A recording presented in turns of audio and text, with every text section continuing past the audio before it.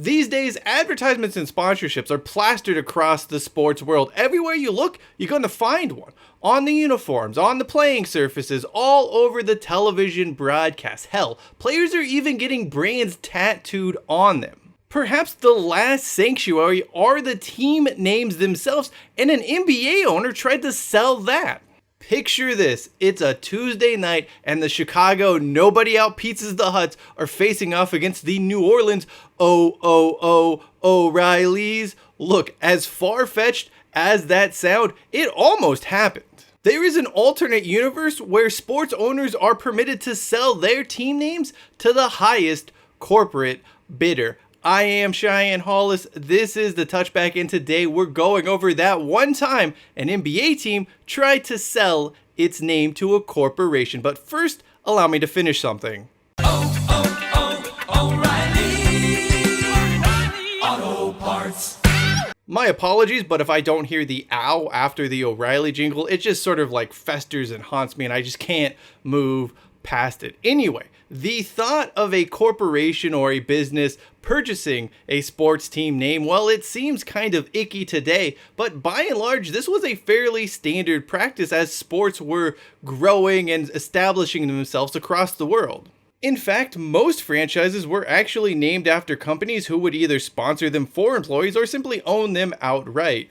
A few remnants of this practice remain to this day. Perhaps most notably are the Green Bay Packers, who happen to be named after Indian Packing Company. The football team's founder, Curly Lambeau, was also an employee of the Indian Packing Company and asked his bosses for cash to support a new football outfit he was organizing. They agreed, but on the condition that Lambeau placed their name as the team's name. With the football team in Cleveland already being called the Indians, Green Bay opted to call themselves the Packers, and the rest, they say, is history. Elsewhere in the world of soccer, we have quite a few more instances of this happening. For example, there is PSV Eindhoven, the P there standing for Phillips.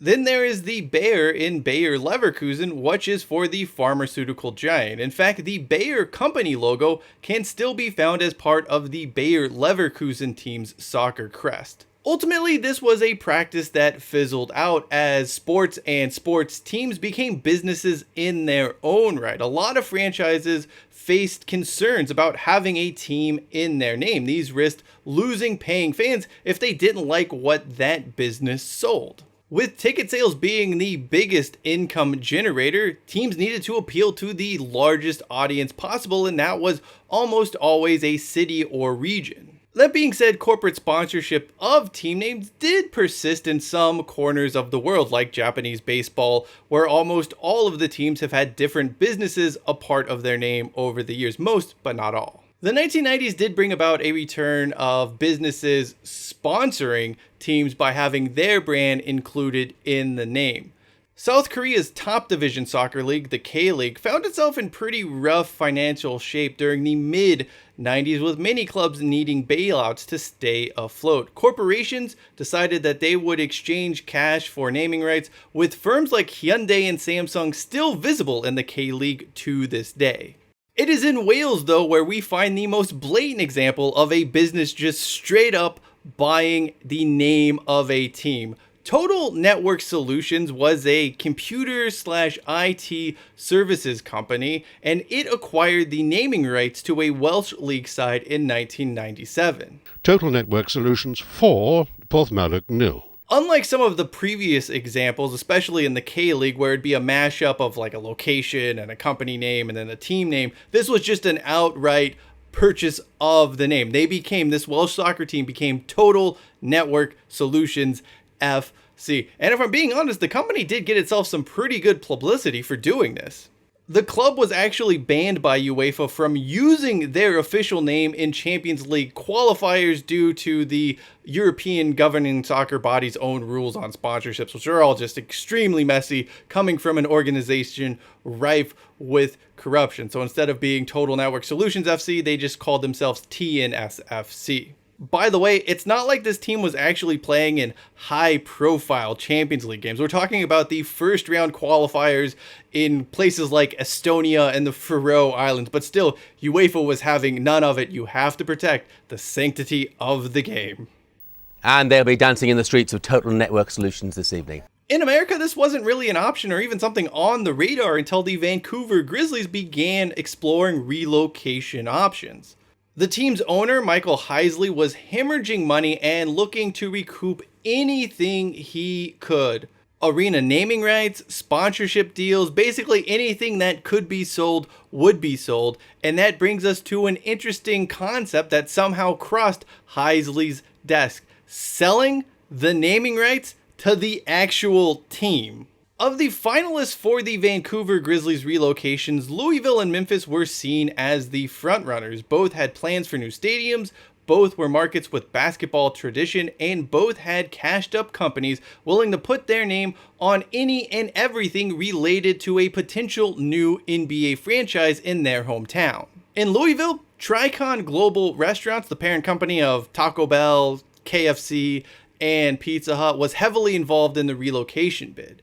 In Memphis, it was FedEx providing funds and backing to support that city's efforts to bring in the Grizzlies. We're talking about hundreds of millions of dollars here. These weren't just one-off sponsorship deals. These were vital elements to the relocation bid of both Louisville and Memphis. Each proposal interestingly contained a provision that would see the Grizzlies team name changed to something related to the sponsorship company. Let's start with Louisville since they didn't get the Grizzlies anyway.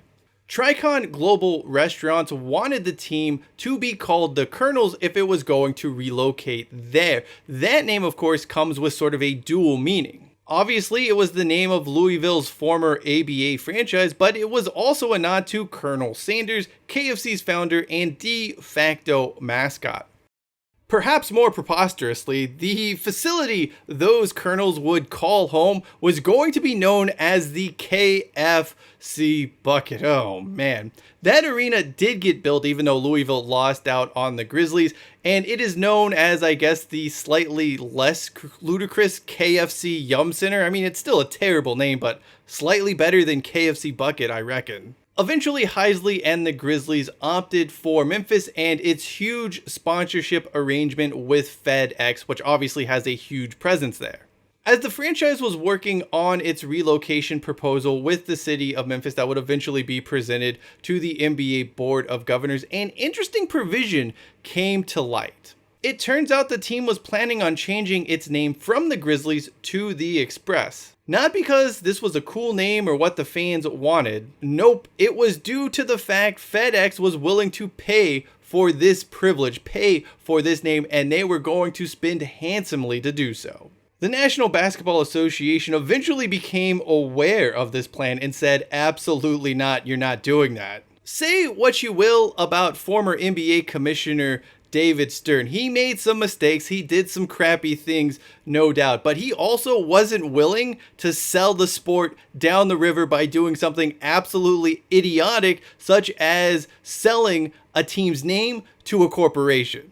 It has been reported that FedEx offered Heisley some $100 million for the franchise to be called the Express, and it seems as if no one associated with the Grizzlies ownership group in front office bothered to check to see if this was allowed or had anything resembling a backup plan.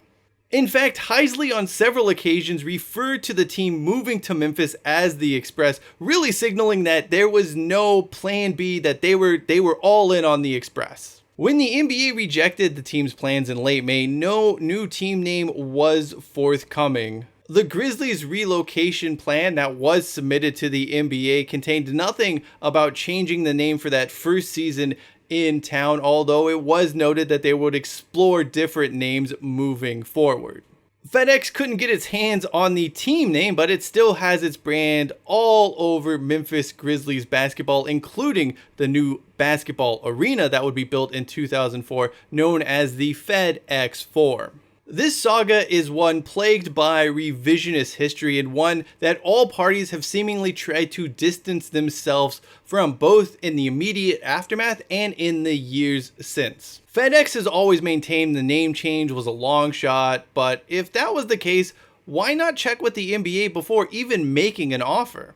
More likely, the company thought if it put a real tangible dollar amount on its proposal, it would just sail through. After all, who's going to say no to $100 million, even for something as sacred as a franchise name? Alas, that was not to be the case. The NBA put the kibosh on that. For its part, Memphis has always claimed that it wasn't really serious about the name, but that doesn't really hold water. For starters, and as mentioned earlier, Heisley was referring to the Memphis basketball team as the Express. You don't refer to the team with that name unless it's what you're planning to go on and proceed with. Second, the team actually seemed to be soliciting offers for the franchise name here. We have not one, but two different companies who have included renaming the Vancouver, soon-to-be newly relocated NBA team as part of the relocation proposal.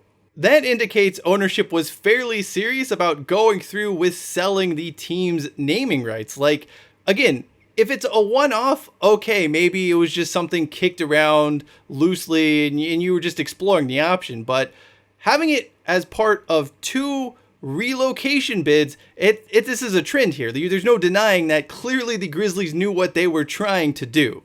Once in Memphis, the Grizzlies name ended up sticking to the basketball team. Now, there were some reasons for this. It's impossible to ignore the fact that not only was this the second time a sports franchise had moved from Canada to Memphis, bringing with it a slightly odd, ill-fitting name.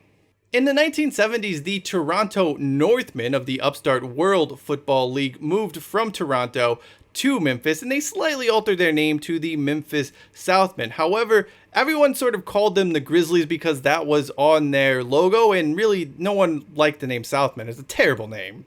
But with a grizzly bear for the logo, it just sort of stuck for the franchise that didn't stick around for all that long.